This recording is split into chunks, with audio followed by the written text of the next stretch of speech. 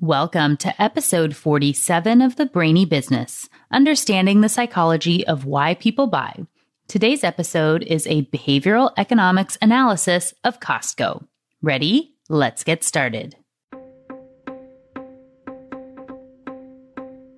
You are listening to the Brainy Business Podcast, where we dig into the psychology of why people buy and help you incorporate behavioral economics into your business, making it more brain-friendly. Now here's your host, Melina Palmer. Hello, everyone. My name is Melina Palmer, and I want to welcome you to the Brainy Business Podcast. Over the last 2 weeks, you heard a lot about biases for us as individuals, as well as the way we think about other people on their own and in groups. While there are 6 more episodes about biases, I'm breaking it up into 3 sections so your brain doesn't explode with too many terms. Overwhelmed brain, anyone? And today I'm doing a behavioral economics analysis of Costco. But before we get to that, I just want to say it's my birthday. Well, technically, this episode goes live the day after my birthday, but I am a big fan of the birthday month and I love to celebrate. If you would like to celebrate with me, come find and follow me on social media. You can find me on Twitter, Facebook, and Instagram as The Brainy Biz, and I would love to interact with you there. And if you don't already like or follow any of those, having the extra little click on those would be a lovely gift for me for my birthday. Another nice gift you could give me, if you feel so inclined, would be to subscribe to the podcast if you haven't already, and share it with one person who you think would find value in it. And lastly, I've started writing on Medium and have linked to my very first article, Unlocking the Secrets of the Brain. Figure, it worked well as a good first episode here. Good title to stick with there. So there's a link to that in the show notes so you can read it, share it, and give it a clap. You can also follow me on Medium if you would like, and I would appreciate it very, very much. Any of those would be the most amazing birthday gift, so thank you for considering any of them. As a quick reminder, you can find those show notes within the app you're listening to or by visiting thebrainybusiness.com/47.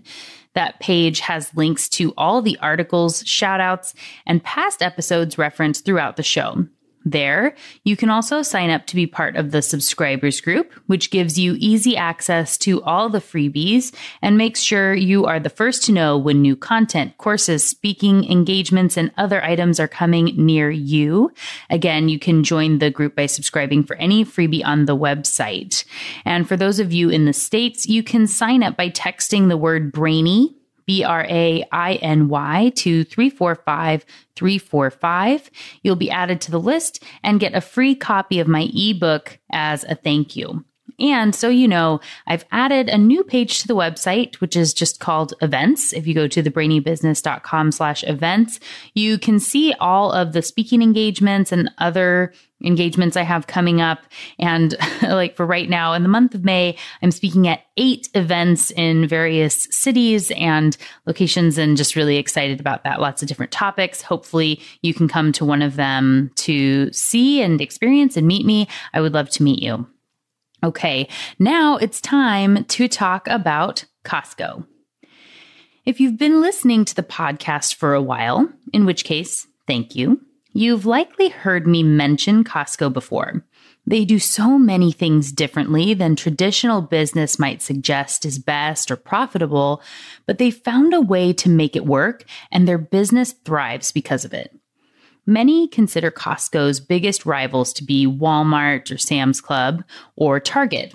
But depending on the section of the store, they pretty much compete with everyone from Amazon, Home Depot, and Best Buy to Expedia, Pizza Hut, Les Schwab, and your local optometrist. One big difference they have from all these companies is they don't do traditional marketing or advertising, like at all. In general, I don't really advocate for that, But they're doing a lot of smart things that have allowed word of mouth to make the difference for them. And I would argue they participate in the community and reinvest in the company in a way that creates advocates, which reduces the need for traditional marketing. And the way that they do samples and other items that you'll see throughout this episode are forms of marketing that they're doing, even if they don't do advertising. And that gets me to the core of Costco, their mission. It seems basic and generic enough. It's to continually provide members with quality goods and services at the lowest possible prices. I mean, that could be the same as Walmart or Target, while they would say, customers instead of members, or even Amazon. It's broad enough that without the name attached, you don't really know who it's coming from. And that's okay. They really make a difference with their simple code of ethics, though, which I found on their website and have linked to in the show notes. Their simple code of ethics is made up of 4 things that any employee could remember. Obey the law. Take care of our members. Take care of our employees. Respect our suppliers. And then, if we do these 4 things throughout our organization, then we will achieve our ultimate goal, which is to reward our shareholders. I don't think I need to dig into obey the law, as that's pretty obvious, but I will use this model in the breakdown of the episode. First, we'll talk about how Costco takes care of their members. That's the bulk of the episode. Then we'll talk a little bit about their employees and then suppliers and a note about shareholders to wrap it all up.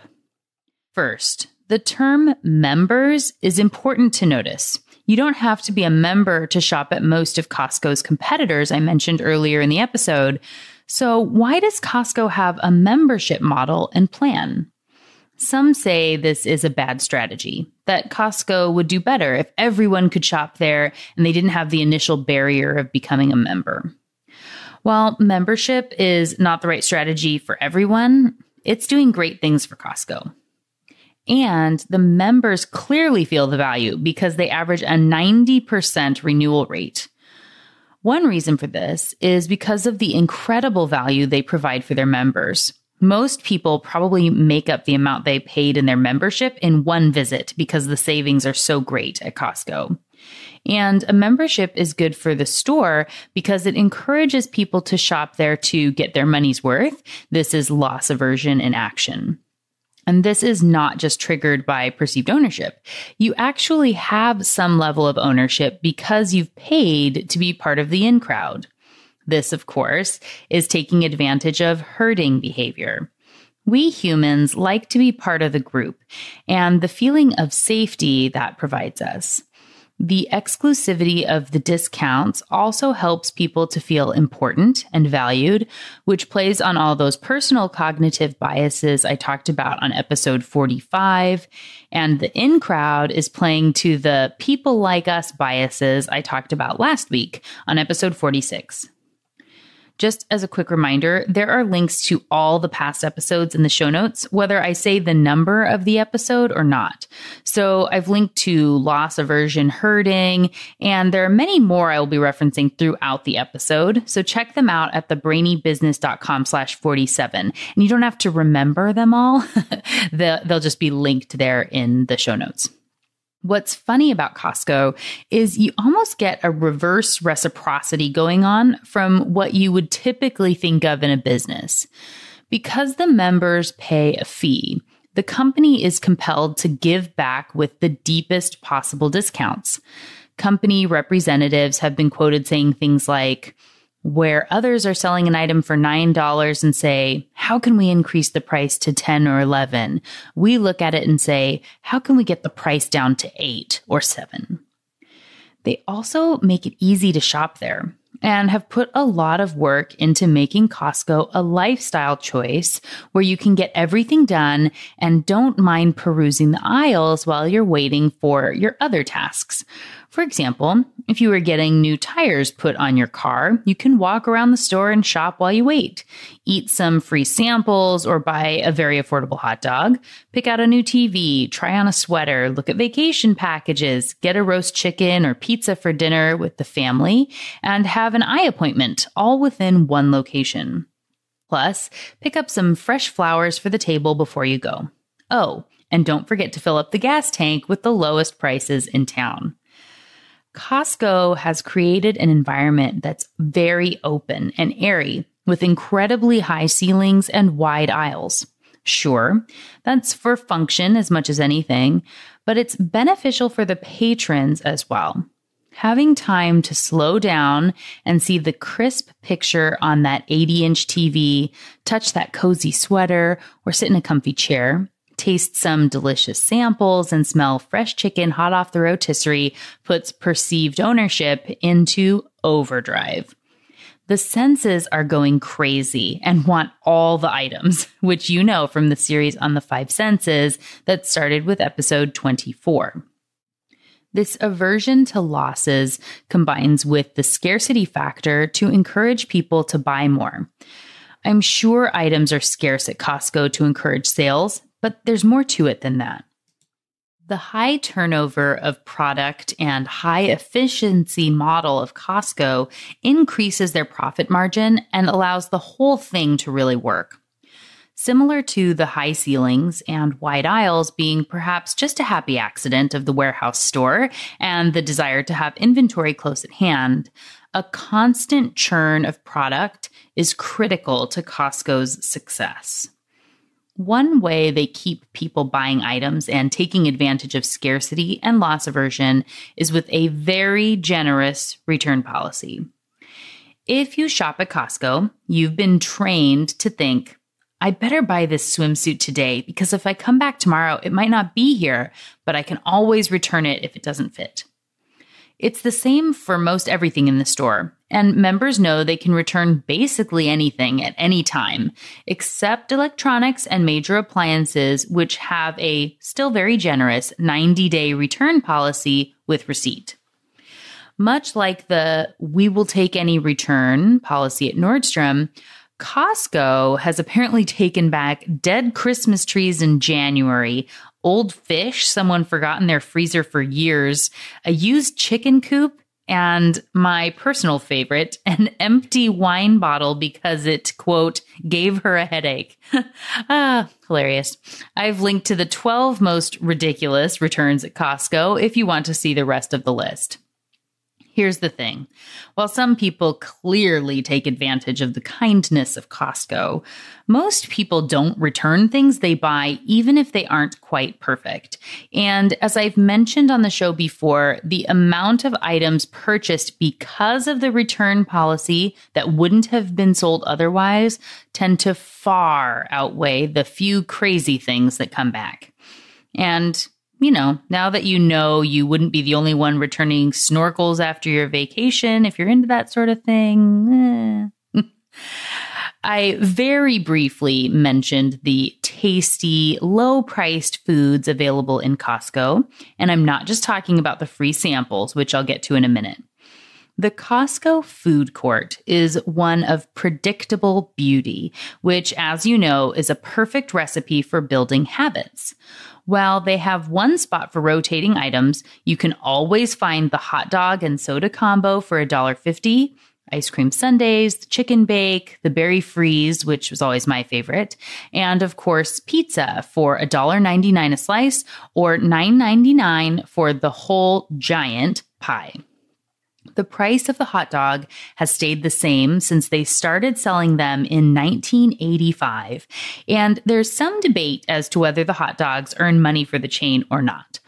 While the individual dogs may not be raking in cash, the 100 million they sell each year do keep shoppers happy and in the store longer because you don't have to take the kids home when they're hungry and grumpy, and that means they buy more, and so they're doing their job.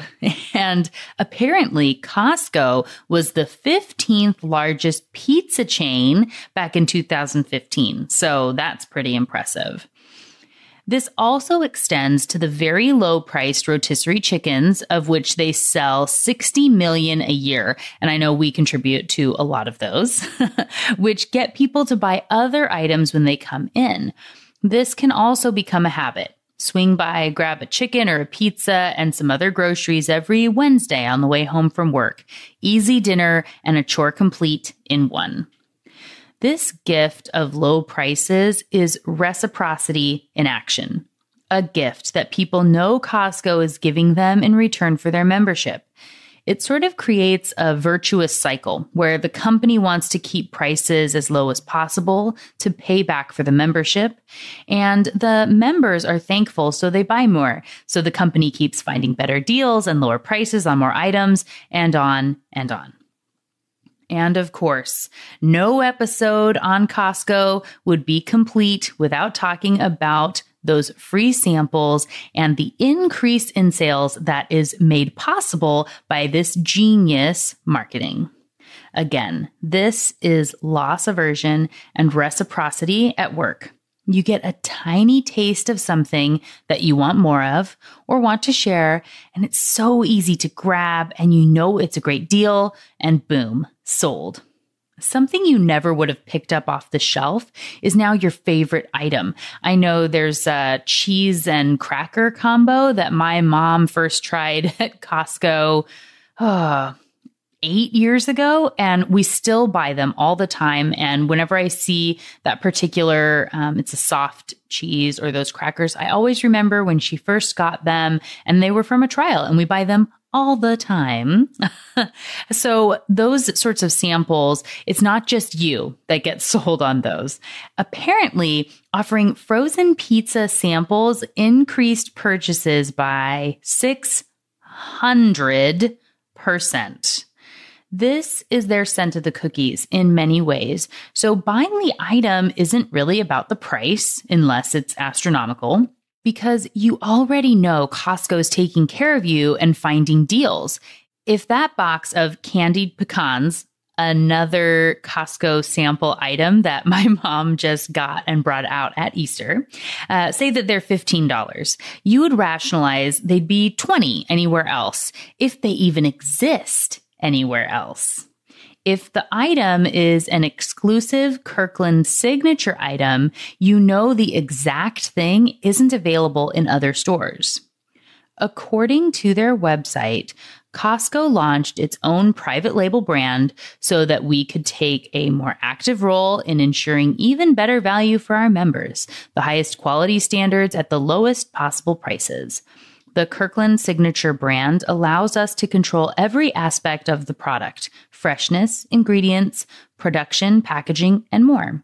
By taking the lead in sourcing and formulating new products, co-branding with premium national and international brands, and partnering with top manufacturers around the world, we've created an exclusive range of products that reflect our members' tastes and exceed their expectations. All Kirkland signature products are carefully researched, tested, hand-selected, or custom created by Costco. The items may be rebranded, co-branded, like those from Jelly Belly, Campbell's, or Kettle Chips. They source from around the world and have very high standards, from where the items are sourced down to the farms and orchards to the way they treat and pay their employees. They truly live their mission through the whole Kirkland signature experience of doing best by their members, employees, and suppliers. And this all works together again in this harmonious way to where you know if you are getting something at Costco, it's a great deal. You know it's a great value. You know they put the effort in. You know they put the time in. And it makes it easier to buy things from them because you don't question the quality. You don't question these other things. It helps to make your subconscious buying experience that much easier. Our brains get overwhelmed so easily, especially when we have a lot of choices and things to be debating between. And by making it super simple for people, Costco helps with all those little one-off impulse buys. I know that when I was asking on social media, what companies you were interested in having profiled, Costco was one, along with Target, that got a lot of comments about how that's one place where you go and you always end up getting some extra item, that thing you didn't expect, or you spend much longer in there than you were planning. And really, this whole combination of reasons is why. And one additional reason that samples increase sales at Costco and might not work everywhere else is because there aren't too many choices, which you heard me talk about in the series on choice architecture, and I just alluded to a second ago.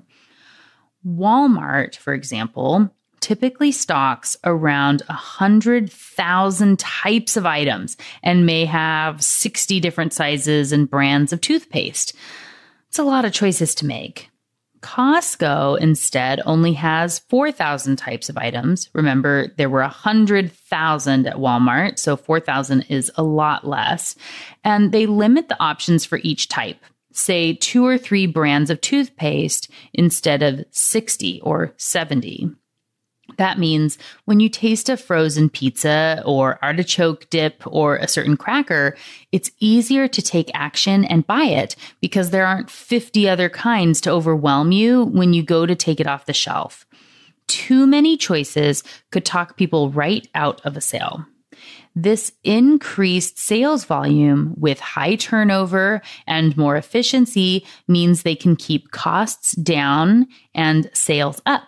And because they order more from each supplier, they get deeper discounts, which they continue to pass on to members, and the whole cycle just keeps going. Win, win, win, win, win.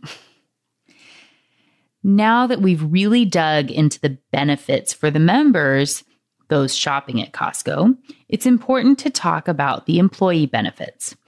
Unlike other retailers who increase their profits at the expense of employees, and note, I'm not saying every retailer does that, but a lot of them do, Costco focuses on increased sales, better pay, and great benefits for their employees.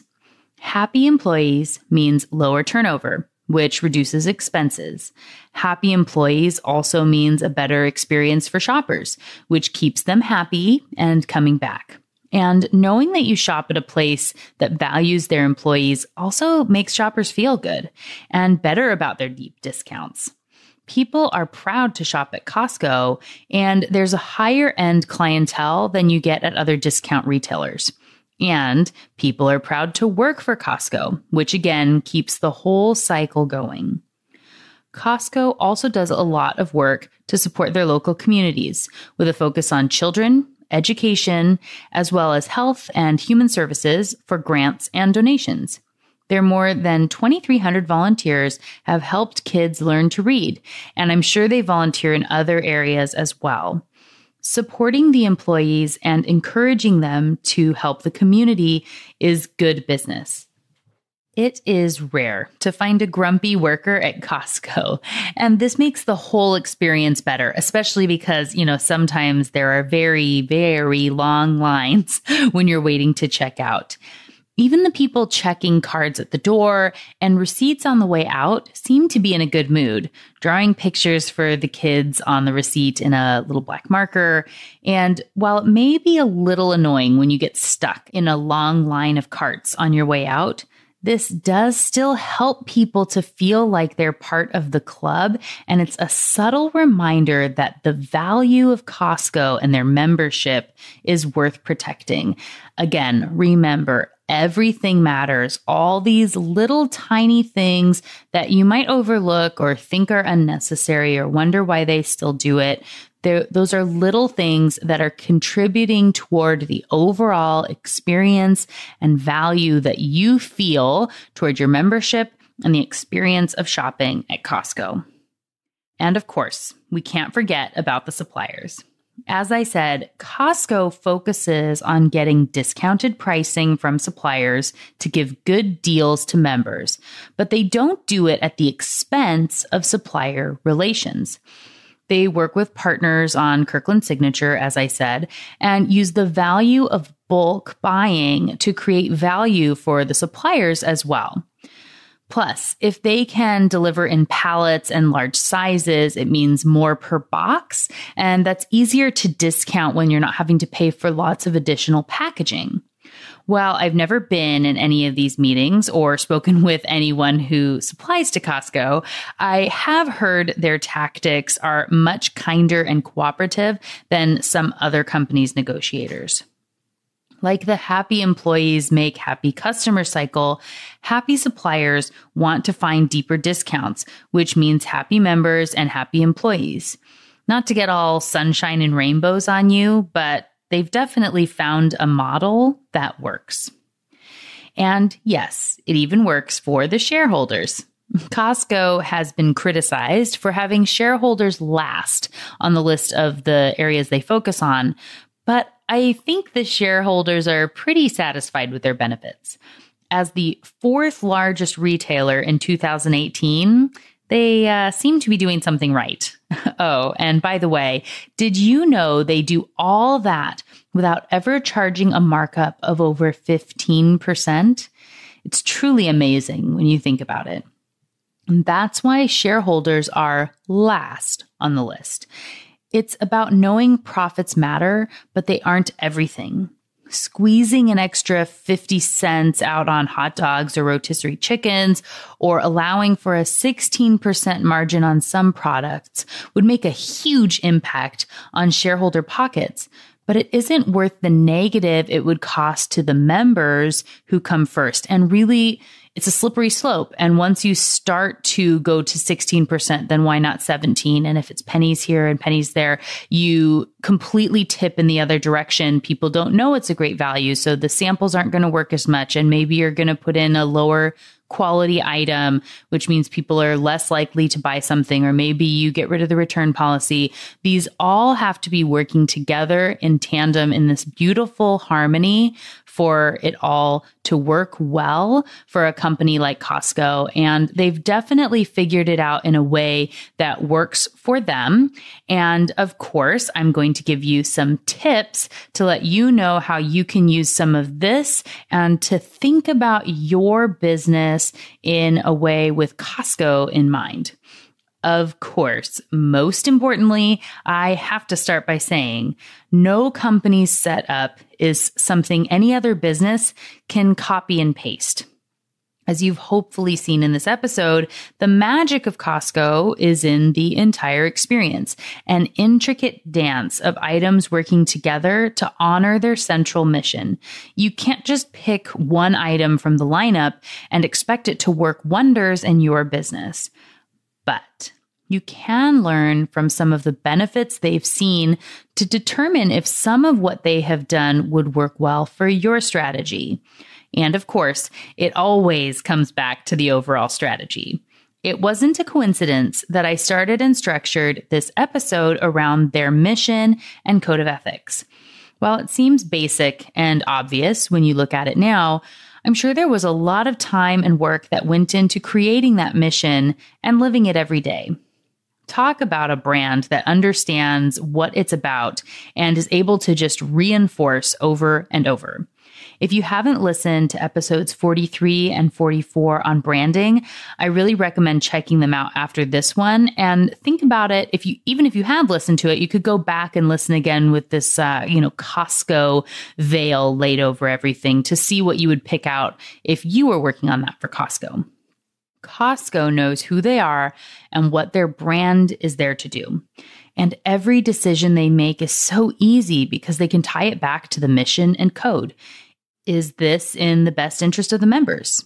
Is this serving the employees? Is it benefiting the suppliers, the shareholders? Is it the deepest discount we can provide? If the answers to any of those questions is no, I'm guessing they go back to the drawing board until they can confidently say yes to every single one. So, here are some things to think about in your business. Whether you sell products or services, whether you're a solopreneur or you own a shop or a store, all of this benefits you, even if your business model is completely different from Costco. So the first thing to think about is being a member a benefit that would work well in your business. This is definitely not for every company. For many, barriers to entry are scary and could reduce business.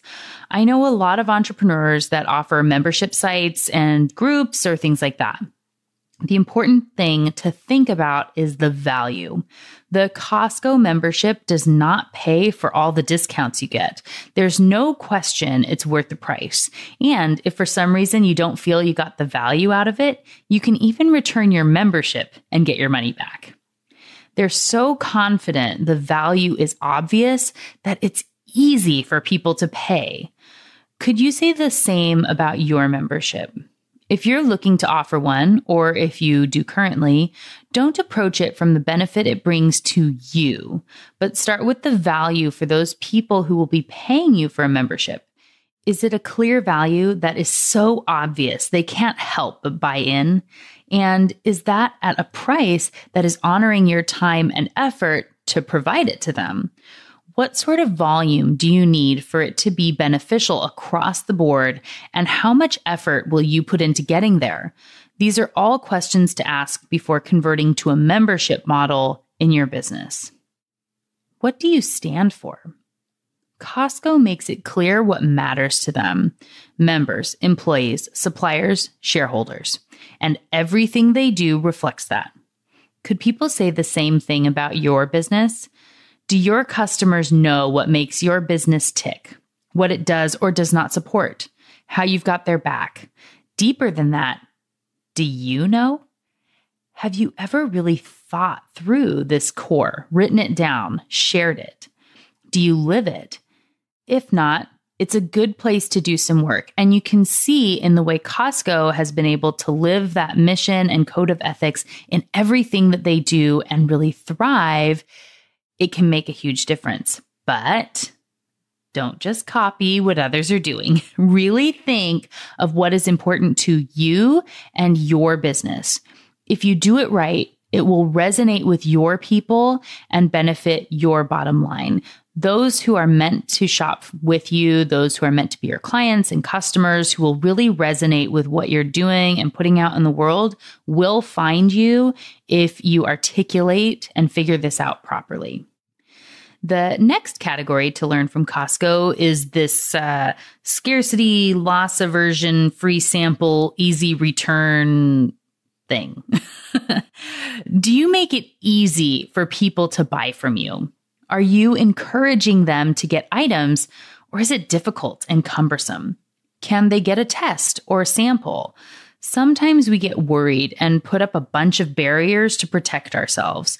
Not everyone can take back dead trees and empty bottles of wine, but that doesn't mean you need to be stingy either. Yes, this is different with intellectual property and consulting work. If you sell a service, it needs to be protected, but you still want people to be satisfied, right? And I know you might be thinking that if you do sell a service, you can't really give a sample, or if you're selling something online, you can't give a free sample or a taste test when it's not something to eat. I talked about this in the series on the senses. I talked about this in the episode on mirror neurons, but you can allow people to experience what it's like to work with you through all sorts of options like videos or through images on Instagram showing, lifestyle shots of what it would look like to have this chandelier in your house, or to be able to just talk with people or have testimonials. There are lots of ways to give a taste without having something that people can actually try in the same way. And if you've never offered a money-back guarantee, it is definitely worth considering. Run your numbers and do some tracking to make sure it isn't a detriment to you. But in most cases, this works and is totally worth the few returns of products or services you might have. The next section to think about is loss leaders. Should you incorporate a loss leader that benefits people and draws them in? These are the rotisserie chickens, the $1.50 hot dogs, and different items at Costco that are strategically placed throughout the store that will get people to come in and then buy other things because they're already there. And the other items that you might try or take advantage of, low optical solutions that keep you in the store for a longer period of time, knowing that this one little thing that you're going to lose some money on is what's going to allow you to sell, 2, 3, 5, 10 times as much can be a huge driver. And as you can see from, rotisserie chickens and hot dogs or pizzas, it's much lower than the tickets at Costco. On average, people spend, just from what I know, people spend $200, $300, $400 just in groceries when they go to Costco. And if that's because they were brought in for a $5 chicken, it's definitely doing a good job for them. And then you also want to be thinking about that full experience. People could spend the whole day and get the one-stop shop at Costco. So what more could you be doing? People probably thought it was weird when Costco first wanted to sell tires or put in an optometrist, but it works. Think bigger. Look at other areas where your customers are spending their time that may or may not be closely related to what you do, and see if it makes sense for them to get that from you or near you as well. And when you do that, definitely think about ways that you can be incorporating the senses, which I talked about. You're smelling the rotisserie chickens or the hot dogs. You're able to touch and feel the products that are around. You can try things on. This triggers ownership and loss aversion and makes people want to stay in the environment. They want to buy more. And again, that lucrative return policy makes it really easy. But our subconscious brain gets excited when the senses create the scent of the cookie for the entire buying experience. And of course, as you hear me say all the time, remember that everything matters.